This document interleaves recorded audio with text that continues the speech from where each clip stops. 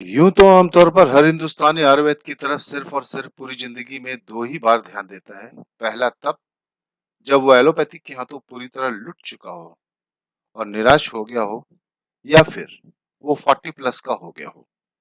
उससे पहले वो किसी के काबू में आता है? बोलो, पता है आपको? आपके मन मुताबिक जवाब मिला ना। पहली अवस्था तो चलो मान लिया मजबूरी, और दूसरी अवस्था जरूरी। और इस दोनों के बीच संघर्ष करता हमारा स्वास्थ्य। और अभी तो कोरोना काल में हम सब अंदर से काफी डरे हुए हैं ना। एपिसोड प्रारंभ करने से पहले एक छोटी सी बात कहना चाहता हूँ। हम सबके घरों में इस्तेमाल के बाद भी कुछ दवाइयां बच क्यों जाती है, पता है? क्योंकि जैसे ही हमें फील होता है कि हाँ, मुझे अब ठीक लग रहा है और अब दवाई की जरूरत नहीं है, बस ये जो फील गुड करने की आदत के चक्कर में बंधु अटल जी की सरकार चली गई थी, और हम अपने शरीर की बात कर रहे हैं। सबसे पहले अपनी ये आदत छोड़ो कि आप सुपरमैन हो।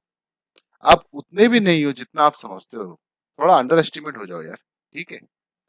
कोरोना के दौरान एंग्री मैन से लेकर मोटा भाई तक को एडमिट होना पड़ा। हम क्या, हमारी बिसात क्या? दिल पर हाथ रखकर बताओ, अगर घर में कोई भी बीमार होता है, दिल पर हाथ रखकर बताओ, अगर घर में कोई भी बीमार होता है तो पूरा का पूरा घर परेशान होता है कि नहीं? तो आइए चलते हैं आयुर्वेद की दुनिया में। वो खास पौधे जो आपके घरों में आप जरूर रखें, जिससे कि आपका स्वास्थ्य बिल्कुल अद्भुत रहे। आखिर हम सब सुपरमैन हैं। सबसे पहला पौधा, पहला एलोवेरा। एलोवेरा का इस्तेमाल कई स्वास्थ्य समस्याओं से निपटने के लिए किया जाता है।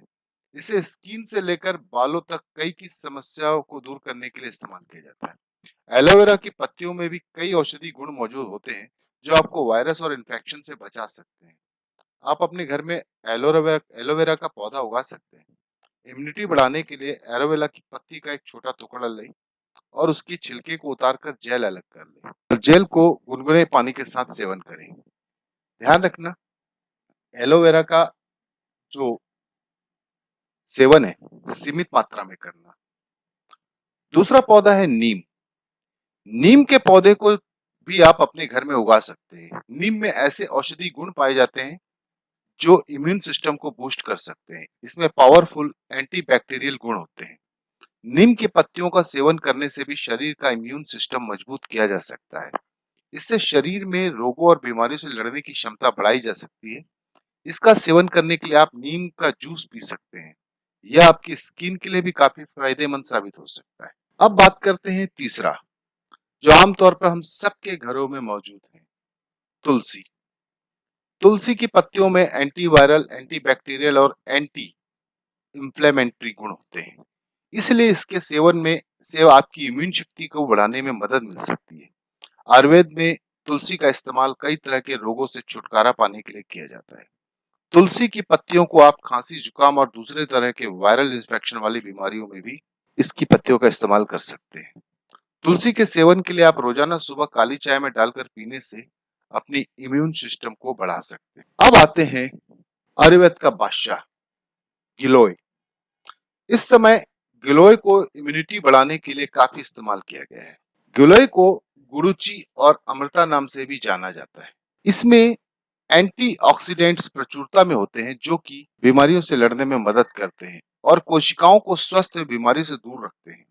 इस समय कोरोना वायरस से बचने के लिए इम्यूनिटी पावर बढ़ाने पर जोर दिया जा रहा है, और गिलोय इसका सबसे आसान एवं असरकारी तरीका है।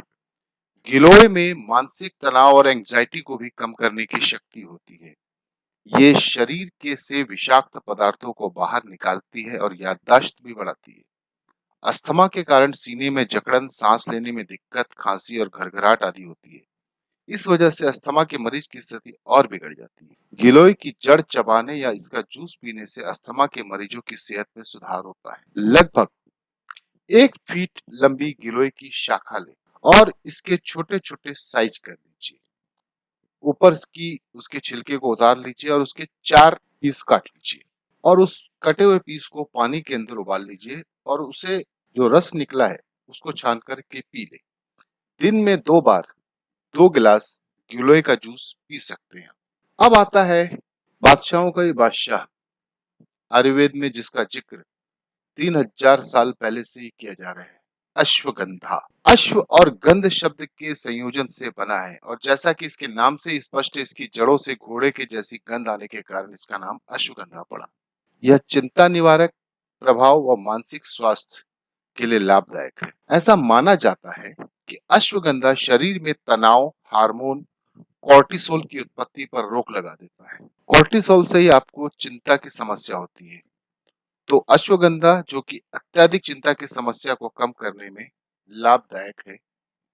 एक अध्ययन के अनुसार अश्वगंधा के शरीर पर होने वाले शांतिदायक प्रभावों के कारण इसके निद्रा संबंधी परेशानियां या अनिद्रा से पीड़ित लोगों पर अत्यंत लाभकारी परिणाम पाए गए हैं। आयुर्वेद में अश्वगंधा को मानसिक क्रियाओं के लिए एक शांतिदायक औषधि तंत्रिका टॉनिक के रूप में वर्णित किया गया है। इसका उपयोग अल्जाइमर, जिसे भूलने की बीमारी कहते हैं, पार्किंसंस, केंद्रीय मस्तिष्क का एक रोग जिसमें रोगी के शारीरिक अंगों में कंपन होता है, हंटिंगटन रोग, एक प्रकार का आनुवंशिक रोग जो मस्तिष्क से संबंधित है, और अन्य न्यूरो डिजेनेरेटिव रोग, मानसिक कोशिकाओं के क्षतिग्रस्त होने के कारण होने वाले रोग के उपचार के लिए अश्वगंधा का प्रयोग किया जाता है।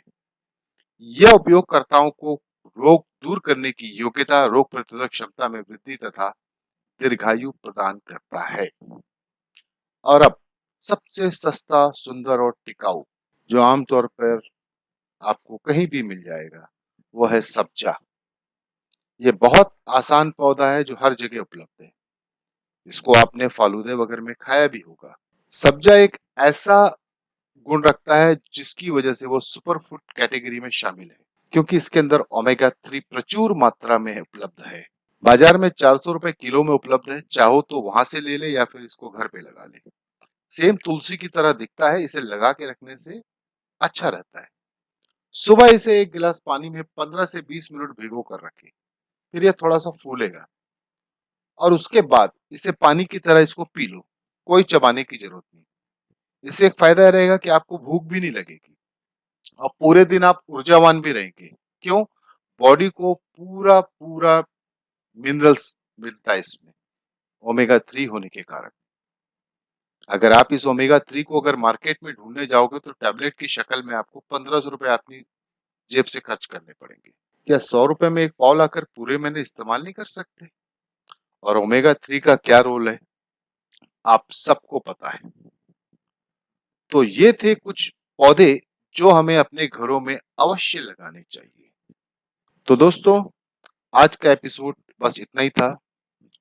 कमेंट बॉक्स में अपने कमेंट्स देकर अपना साधुवाद प्रदान करें। नमस्कार।